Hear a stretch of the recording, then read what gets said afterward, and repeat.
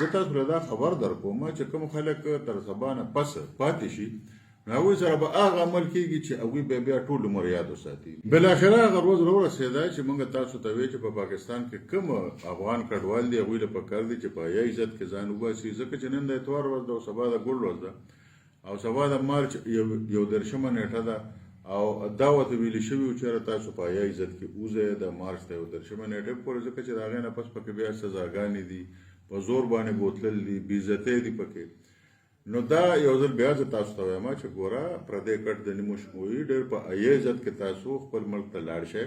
هسې هم تاسو وایئ چې هلته اسلامي نظام دی او ډېر ښکلی نظام دی، نو پکار دی چې لاړ شئ هلته په اسلامي نظام کې تاسو ژوند وکړئ که او اوس هم ستاسو سهار او ماښام بل کار نه لکه پاکستان پسې کنځل کوئ. نو چې کوم یو ملک پسې تاسو کنځل کوئ نو په هغې کې تاسو ژوند سره تېروئ.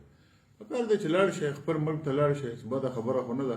بل دا ده چې زه تاسو له دا خبر درکوم چې کوم خلک تر سبا نه پس پاتې شي نو هغوی سره به هغه عمل کېږي چې هغوی به بیا ټول عمر یاد وساتي. دا سره مخکې په شان د ګپ خبره نه ده چې بس اعلان وشو او خبره ختمه شوه. د دې نه علاوه چې کومو خلکو بوګس شناختي کارډونه جوړ کړي د هغوی باندې ډېره بده ورځ را روانه ده. چې کومو خلکو سره ملګرتیا کړې ده د پاکستان په ادارو کې په هغوی باندې ډېره بده ورځ را روانه ده. او چې د کومو خلکو په فیملی ټري کې دوی ځان ورننه ایستلي په هغوی باندې ډېره بده ورځ را روانه ده.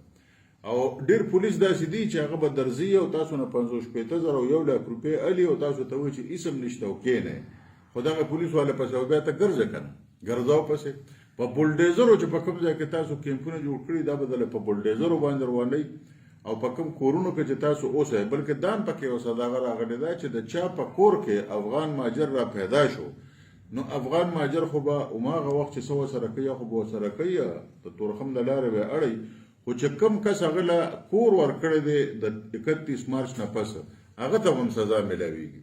لہذا تروړه زامنو ښه په حیا عزت کې ځان وباسئ او خپل ملک ته ځئ. او هسې هم دا ملک ستاسو لپاره ښه ملک نه دی. امن و امان هم په افغانستان کې ښه ټیک ټاک دی، اسلامي نظام هم پکې راغلی دی. لہذا ښه په سړیتوب کې ځان وباسئ او ځئ.